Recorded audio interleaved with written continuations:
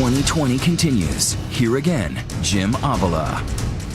Breaking news out of Gaston County. It is breaking news. Surprising new clues in the murder of a mother of two. A shocking development in Gaston County, North Carolina's biggest murder mystery in years. New developments in the Lucy Johnson murder case. The man Lucy Johnson was in a bitter custody battle with is ruled out as her killer. And now, in an even more surprising move, the man Lucy had told everyone was the answer to her prayers, Mike Mead, is arrested. Police say Mike Mead shot Lucy Johnson to death in her home last summer. It catches everyone off guard, especially Mike Mead, the successful local businessman never before accused of a violent crime. The man no one suspected of threatening Lucy is now charged with arson, rape, and murder. Local TV reporter Ken Lemon was on the case from the beginning. When the charges came out, they seemed to come out of left field. Prosecutors, motivated by the sympathetic innocent victim and the death of her unborn child, seek the death penalty. How did Mike Mead become the prime suspect? Police became suspicious when they first brought him in. He denied killing Lucy, but after this interrogation obtained by Discovery Channel, investigators are convinced that the whirlwind storybook romance is a sham. I just felt so in love with her, so close to her. It just hurts me thinking that you guys would think that even.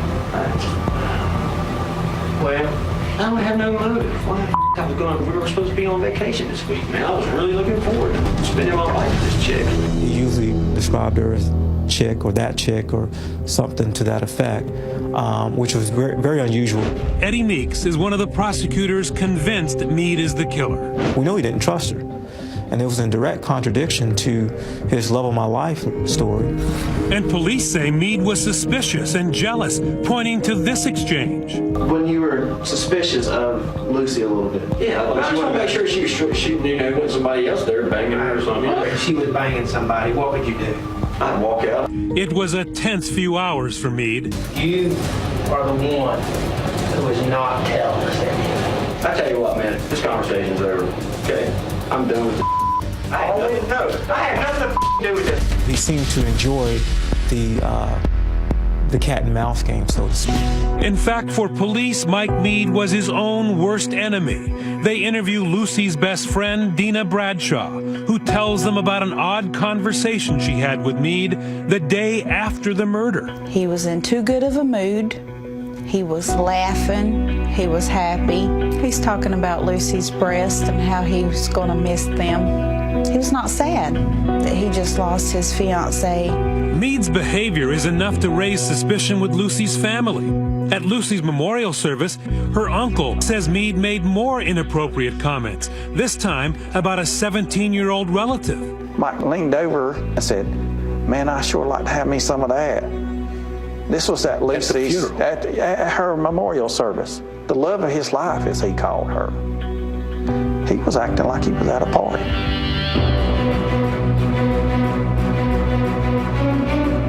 As prosecutors ready for trial, they work to build a case that Mike Mead has a history of rough encounters with women he has dated. More than a dozen women who say Mike was vindictive, aggressive, pushy, and outright creepy. You start to hear things like he has a pattern of meeting women online, a pattern of a relationship that seems strong, and then all of a sudden it turns really bad. A key witness for the prosecution, best friend Dina Bradshaw, says Mike and Lucy fought constantly about her pregnancy. Mike, she says, wanted her to get an abortion. He never believed that the baby was his. Her feelings were hurt that he did not want her to have the baby. Odd behavior, a possible pattern of aggressive encounters with women, and some circumstantial evidence. Would it be enough? It's off to trial in Charlotte, North Carolina. This is about cold-blooded, premeditated murder. The prosecution tells the jury Mike is on a mission to be done with Lucy and the baby, and he wants his ring back. This was a $12,000 to $15,000 ring that Mr. Mead admittedly gave her. She's not the first person to have that ring, but she definitely was the last. If it was going to end, he was going to take the diamond with him. Miss Johnson, I believe, and we believe, lost her life over that diamond. This is about a control device, what I like to call a blood diamond. Police never find that diamond, But they were excited about another find at the house, the gold standard of evidence, DNA. The fire at Lucy's house did not burn everything. Evidence technicians are able to recover DNA inside Lucy. Diane Turbyfield covered the trial for the Gaston Gazette. There was some biological evidence of that Michael Mead had had sex with Lucy Johnson within about 24 hours of her death. Why does that matter? Prosecutors say Mead denied having sex with her that night, but police say he did, and DNA proves it. What's more, they say it was rape. Lucy would not have had sex with him willingly. Lucy was pregnant, and she had a condition that made having sex dangerous for the health of the baby. It was a flashpoint in Mike Mead's police interrogation. He is vehement the sex was consensual and several days before the murder. But you said you had sex with her after that. Really? Because she begged. You still had sex? Come on, stop giving us a bunch of crap. Get it kind of stuff. I mean, I had to be super gentle. Don't give us a bunch of crap that you didn't do this when you clearly did. At trial, prosecutors aren't finished. They have a blockbuster surprise, a star witness who tells jurors, hold on, Mike Mead, he says, confessed to him. That's right, outright admitted he pulled the trigger that killed Lucy Johnson. Lucy's uncle can barely believe his ears. He said that Mike Mead told him he didn't mean to shoot her the first time, that he just shot at her to scare her, and it hit her. And it freaked him out so bad because she was jerking around, and that he went and shot her again in the back of the head. The prosecution ran with that.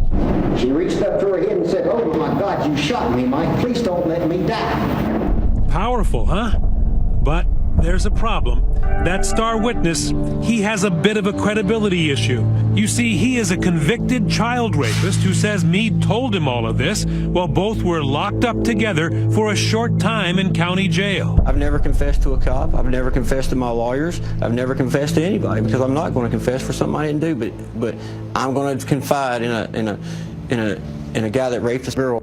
As the prosecution closes its case, is the deck stacked against Mike Mead, or is it a house of cards?